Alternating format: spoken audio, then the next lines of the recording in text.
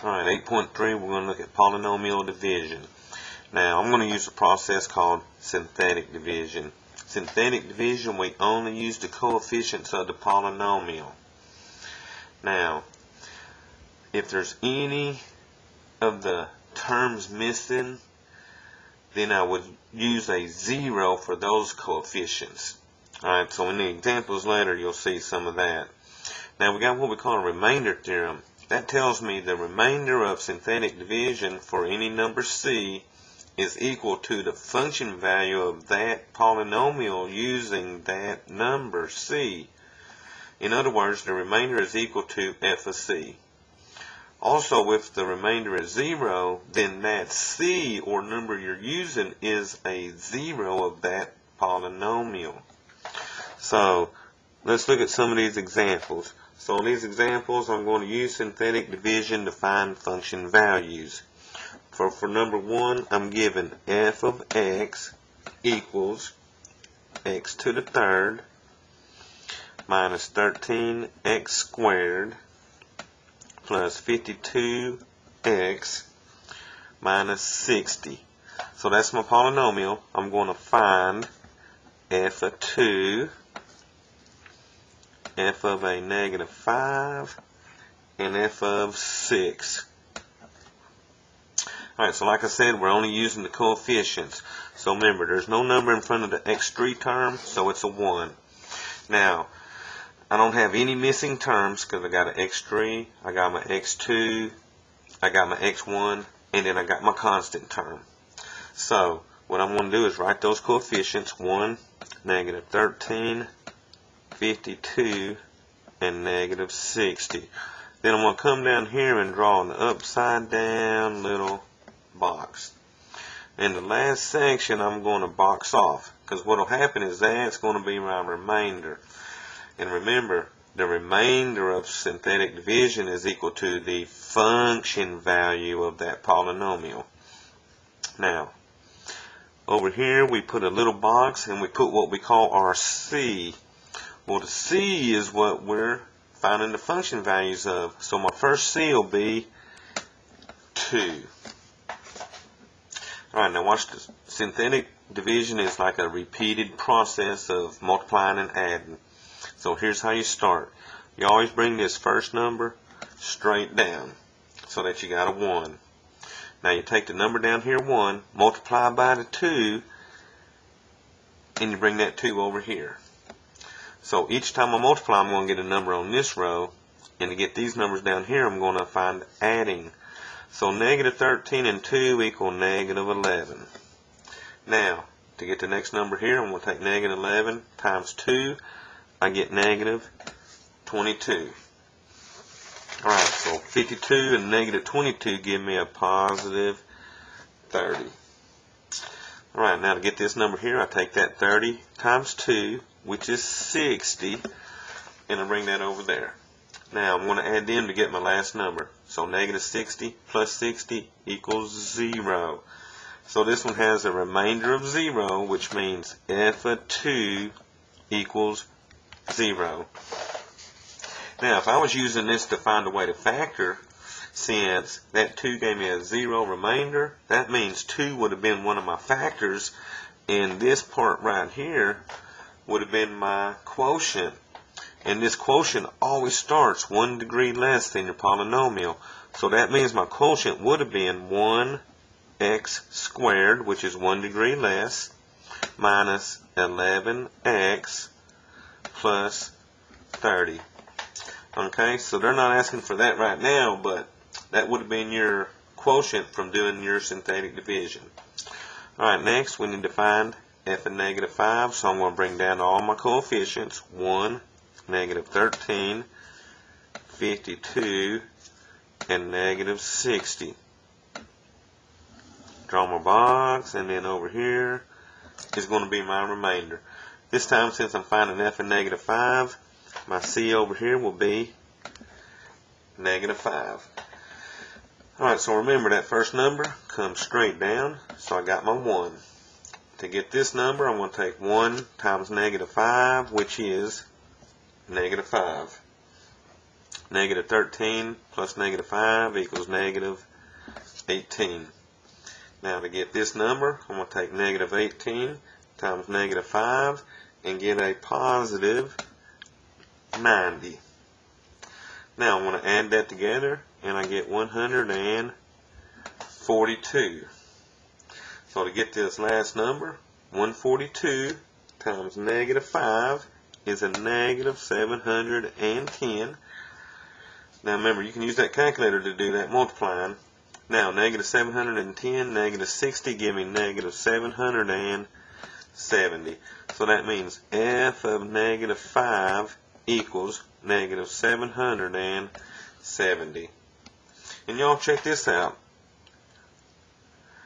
If you was to put in that negative 5 for all these x's up here like I did on the calculator here, look what you get. You get negative 770. Now wouldn't that be fun doing it by hand by putting negative 5's in? You'd have to follow order of operation, cube these, square these, and multiply these, when it's a lot easier just to use synthetic division to get that number. Alright, looks like I got one more to go, f of 6. So I'm going to bring down my coefficients again. 1, negative 13, 52, and negative 60. Alright, over here is going to be my remainder. F of 6 means my C is 6 this time. Alright, so we bring that 1 straight down. 1 times 6 is 6, so we pull that over here. Negative 13 plus 6 is a negative 7. Negative 7 times 6 is negative 42. 52, negative 42, give me a positive 10. And then 10 times 6 is 60. Negative 60 plus 60 gives me 0. So that means f of 6 equals 0. Now remember, we got this remainder up here that says if the remainder is 0, then that c is a 0, that polynomial. So that tells me that 2 and 6 were both zeros because they equaled 0. Alright, so they'll add that kind of stuff later. Alright, number 2, they're giving me f of x equals x to the 4th minus x to the 3rd minus 17x squared plus 48x minus 34. They want me to find f of negative 5. Alright, so once again, there's no placeholders missing because I got a 4, a 3, a 2, a 1, and then my constant term. And then remember, these are 1's in front of those, and that's going to be a negative 1. So my coefficients are 1, negative 1, negative 17, 48, and negative 34. So I'm going to put this box up there and draw that box in. Alright, so the function value, I'm going to put in my negative 5 for my c. Alright, so the function value is going to be equal to what I get in that box. So I'll bring the 1 down like I do every time. 1 times negative 5 is negative 5. Negative 1 plus negative 5 is negative 6. Negative 6 times negative 5 is a positive 30. Negative 17 and 30 gives me 13. 13 times negative 5 is a negative 65. And then watch this, 48 plus a negative 65 is going to give me negative 17. So y'all, if you got to, just punch it on that calculator. Negative 17 times negative 5, that's going to be what, a positive 85. And then that 85 plus a negative 34 is going to give me a remainder of 51, which means f of negative 5 equals 51. And then they say check it by using the calculator. So what they want me to do is put negative 5's in for these x's. So I got parentheses, negative 5 to the 4th power, arrow down, minus negative 5 to the 3rd power, arrow down, minus 17 times negative 5 squared, plus 48 times negative 5 minus 34. So watch when I hit that, I get 51. So doing that by hand is a lot harder than using your synthetic division. Alright, so number 3. They want me to use synthetic division to determine whether the numbers are zeros of the polynomial function. So I'm checking negative 4 and 3. And I'm given f of x equals 3x to the third plus 8x squared minus 10x plus 24. Alright, so I got an x3, an x2, an x, and a constant term. So I got all my numbers, all my placeholders. So I'm going to use my 3, 8, negative 10, and 24. Come down here and draw my box up. Alright, first I want to check negative 4. So remember, if this is a 0, then I better get a 0 remainder. So the first number comes straight down, 3. 3 times negative 4 is negative 12. 8 plus negative 12 is negative 4. Negative 4 times negative 4 is 16. Negative 10 plus 16 is 6. 6 times negative 4 is negative 24. And 24 plus negative 24 is 0. So negative 4 is a 0 because I got a 0 remainder. Now let me check 3. So I bring down my coefficients, 3, 8, negative 10, 24. Draw my box, and then there's going to be my remainder. And then this time we're checking our positive 3. So remember, first number comes straight down, bring down that 3. 3 times 3 is 9. 8 plus 9 is 17. 17 times 3 is 51. 51 and negative 10 give me a 41. And then 41 times 3 is 123. So let's add that up. We get what? 147, which is not 0. So 3 would not be a 0. Alright, let's see. That was 3. Let's go to 4. Using synthetic division, determine whether the numbers are zeros again. So I'm going to use negative 1 and 1.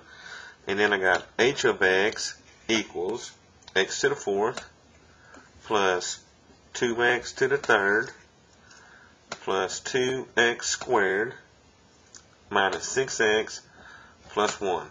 Alright, all my placeholders are here. 4, 3, 2, 1 constant term. Treat that like a 1 there. So I got a 1, 2, 2, negative 6, and a 1. I'm going to draw my box.